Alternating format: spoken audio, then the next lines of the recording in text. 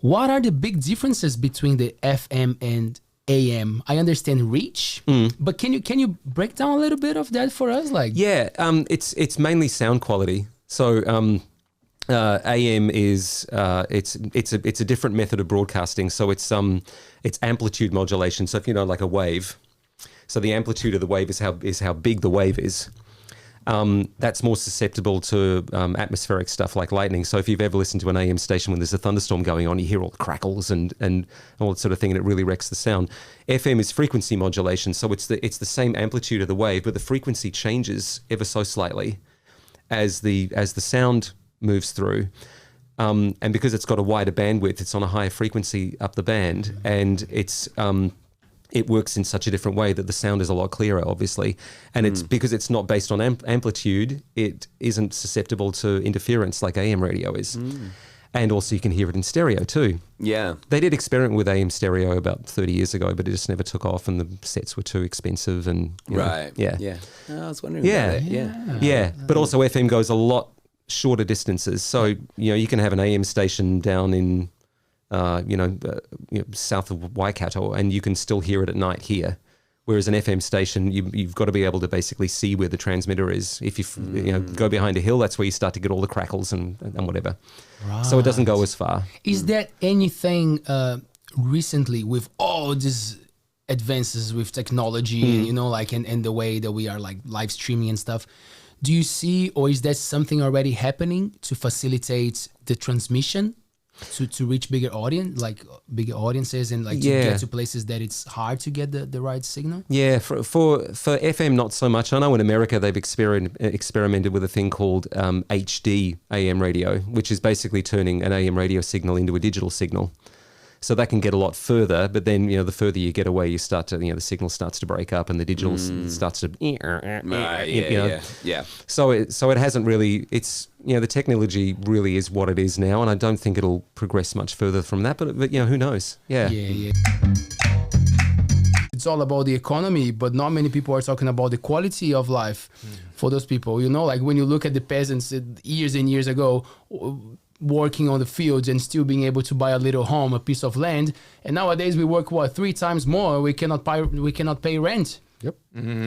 So like for and me, that's the main variable. For me, it always goes down to that. Oh, we're not gonna have jobs. Well, but then how are we gonna make at least people have money to buy what they need? Because then it becomes, what are you gonna do with the money? Oh, so you wanna work more to have more, to be more frustrated, and to pay for more therapists. Yeah, the economy needs slaves, as per se. Here we go. Off we go. If a car company in a small city, but that's a concept of a doctor in economics. And he was saying in a TED talk, if a small city that has a factory, a car factory, if they have the power and the technology to automate everything to do the car. But why they don't do it? Because this automation is already available like the last 2 decades, at least. Right. Why they don't do it? Because if they do this, who's going to buy the cars? Because if every single layer of the industry does that, we were talking about Kimura earlier, and in the United States, there is a company that replaced the assistants by AI computers, where the qualifying stage of the trial that kind of engagement is done by computers, not humans anymore. So of course, automation can take over everything, but the question is not technical, not technology. Does it make sense for the economy? Does it make sense for the quality of life? Then there you go, right? You say it again. Let's go, disco, hey go. Yeah, nice. Nice. Brazil goes crazy right now. Yeah. But isn't it cool? You were talking about the top 100 countdown before. Okay, so I'll tell you another little radio secret here. Over the years and through my career, and I'm older than I care to admit to be, but the first time I did a countdown on a radio station was at a station in Brisbane in Queensland. And we did the same thing that we did with the Kiwi countdown. We did here. We took votes.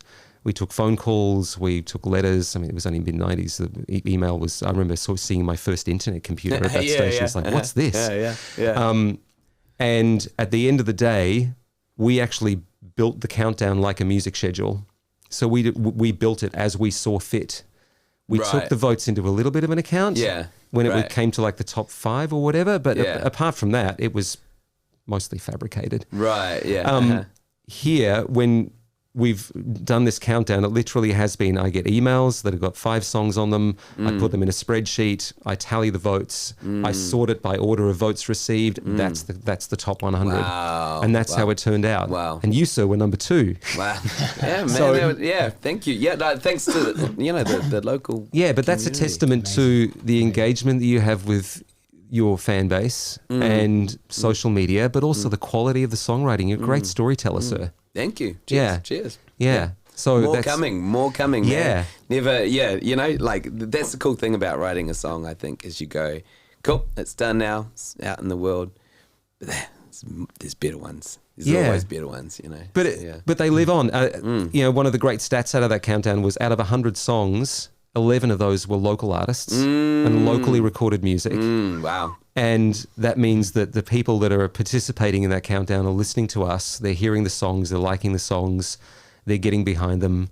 I've caught up with Francie Lidgard the other day, and she was like, I was at number 29. What? Yeah. That was her first song that ever been played on the radio, and it's really connected with people. And it's a great song. So that's really cool. And I think you were in the studio with us when we called Andrew Fagan. I love that guy, man. Andrew, I love that guy.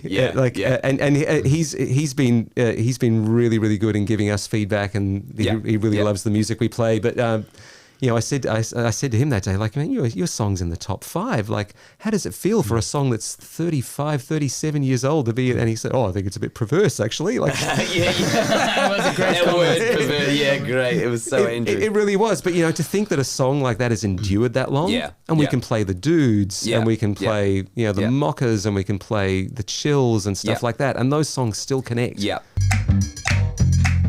Back in Brazil, when I used to help the local force with digital crimes, things like that, and very quickly. So there was a teenager, 14 years old to 12 years old, and she posted on that time it was Orkut.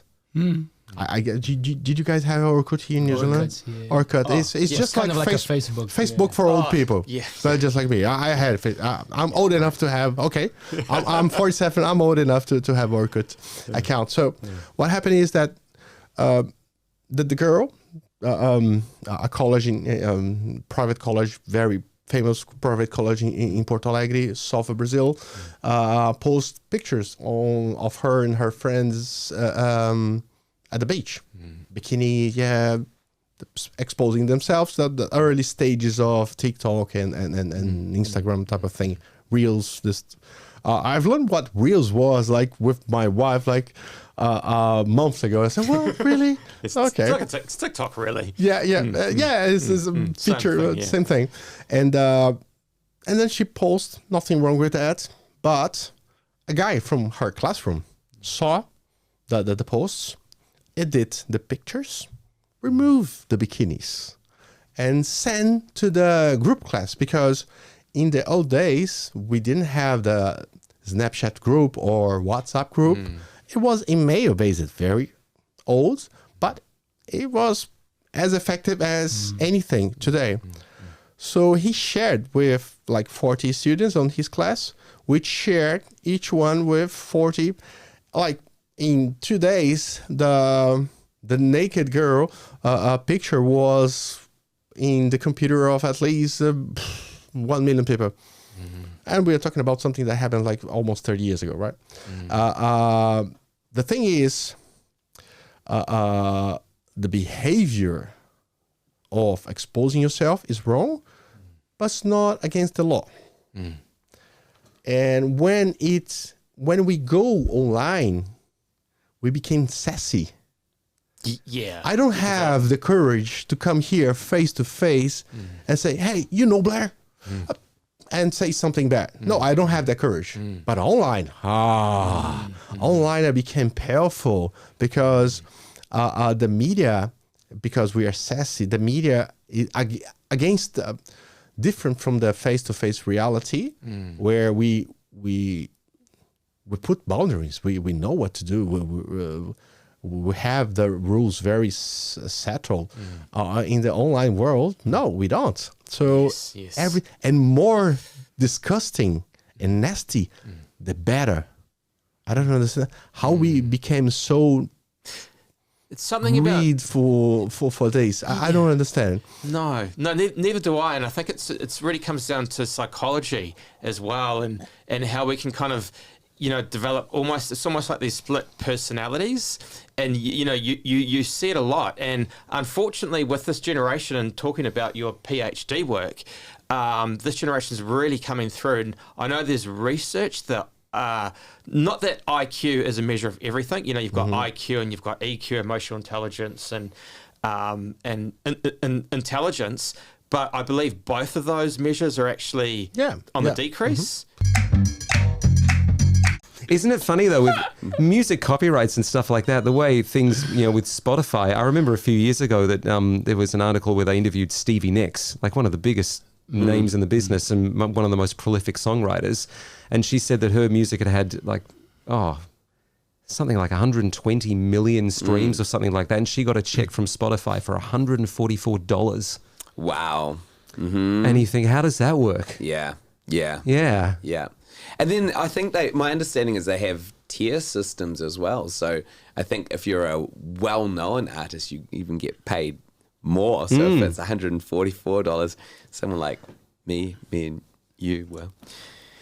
That was a number of years ago now. I really do hope that's changed. I really do. There were a few big names pulling out of the platforms. Yeah. So it could have been, but I agree with Stu. I think still the majority of artists are interested in being in those platforms. So I don't think it would be a big change, unfortunately. No, that's why there's so many bands are retouring again and selling merchandise, because there's no money in recorded music. They have to get out there and do it. Yeah, touring. So all those retired bands from 20 years ago are all reformed to start making a bit more money. Yeah.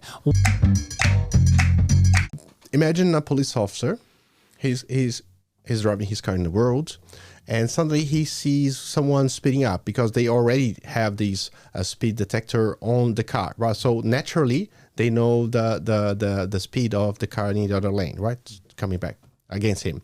So, he's speeding up. Okay. But in front of him, there's a car with the registration that is expired. Naturally, the guy will say, well, I'm going after the guy that is speeding up. But not necessarily. Of course, most of people will agree that that's the best course of action. Let's go the one that is speeding up, because definitely is a thief or something. But maybe his guy is taking someone to the hospital, and that guy with the registration expired is a thief, which has a body in the body on his car, and he doesn't have money even to pay the registration, and having that thought, two police officers working 48 hours non-stop as they do sometimes. Your brain is tired. How can you possibly be more effective on this? Right. So how about getting the camera and looking at the registration? Oh, this is registration is expired, and the driver, the owner, is already how the police officer they call it a person of interest. So it is that person is already a person of interest, and that guy. Oh, nothing. So the computer will say right away in seconds online to the police officers, hey, forget about that. Tell someone to take over that. And this one I need to check right away, because he might be a bigger danger. So those decisions are made by camera. What happened, for example, here in New Zealand, the CCTV doesn't belong to the police, right? It belongs to the consul. And depending the area, and the police, they have their own camera, and the consul, they have their own camera, and they need to chat about who has the power of having that privacy information, because it is my registration, it is your registration. And again, I'm not saying that this is a bad thing to give to give up from this kind of privacy. I'm just saying that this needs to be discussed. Are you comfortable of any camera, public camera or private camera in New Zealand to belong to someone, some data holder that will do some crazy mining and suddenly will protect the best interest of that region? Is that okay? Yeah. And then there's the other issue around that as well, is say you've got council and the government, and the council doesn't have the kind of security that, say, the government would have, let alone talking about the ethics around it all, and you end up with a situation like the Waikato District Health Board where their data ends up being hacked because they don't have the right security systems. Yep. Clip time of attention in a generation like me was 5 minutes. Like I can, without blinking and paying attention to something, in average, I have 5 minutes of concentration. That's normal. So, and then you blink it, more 5 minutes, and then you do something different, and you continue to pay attention. The generation that we have today, it is 8 seconds. Something similar. So something longer than this, the kids just, boring. Go to the other side. So that's what I'm worried about. Breathe. Because the application owners, they did this study before me. That's why they do these nasty and invasive algorithms, AI applications. The notifications are so quiet. Oh, I can see that Abilio is not typing the cell phone for an hour now. Let me send more notifications from him. I need him on the platform. We were talking about Matrix, like in the future we will become battery. That's the battery. We are fulfilling the system with people, with content, and that's the zombie effect that this application has. So that's the concern, and that's what I'm against of. You can expose yourself dancing 12 seconds, whatever. Go for it. Be happy. However, let's be fair, right? So let's control. Let's put legislation on the development on what can be done and what cannot be done. Yeah, because it is wild west really at the moment. Yeah, it is, and everyone can use the and when it was artificial intelligence only, it was like okay, because some statistics, static one, but the augmented is different from artificial intelligence in one aspect, the context. So, I take a look on Leo's phone, he's not there. Let's see if Blair is. So he already knows that you guys are connected. So then I come up with a better solution to get you engaged. Where is Leo? Let's ask Taylor. Where is Leo? So suddenly the cell phone, the application will understand where or what Leo is doing, and let's get this Leo back to the platform. And that's what they want. And because they have money on the table on that, so that's what I'm against. Let's be fair. Let's have the power button always on our hands. A Matrix is based on Plato, right? Plato and Socrates. Yes. So there's a duality. So the allegory of the cave is a little story, which is people are living in caves, and the light is behind you, and you only see the shadows on the walls. So that's how we live today. That's how we live. TV. This is the digital shadow, right? The cell phone. That's the digital shadow, and we are slaves of the system. So okay, conspiracy, whatever you believe or not, but move on. The idea from Plato is that when someone got free from being slave and going to the outside, he saw the reality for the first time. Just like I was watching the sunset with my daughter that day, and then hey guys, I need to tell everyone this. He go back to the cave and try to poke everyone, but the shadow is comfortable. It doesn't hurt your eyes. And you don't need to think anything else. Why bother in having a critical thinking? Just believe in voting this guy or having that decision that is bringing by the digital cave, the application that I'm fine with that. And remember when I was saying that learning from that perspective is hurtful. When you pick the person from the cave and go outside, just like Morpheus says to Neo. Neo says to Morpheus, my eyes hurt. Remember that? Because he never saw the reality with his own eyes. And that's the allegory of the cave. Because when you go to the outside, stay in the studio, close it, no lights, lock it. You have that impression. When you go outside and the sun burns your eyes, and that's the effect. It's not comfortable for the beginning. And those plateau matrix that day on the beach in Gizmo, that was the inspiration for the project. So beautiful. Wow. There's a lot of people interested in keeping us like that, and I feel like that's one of the biggest problems that we face nowadays. People complain about, but the kids, and I'm like, well, the parents are as addicted as the kids. Absolutely.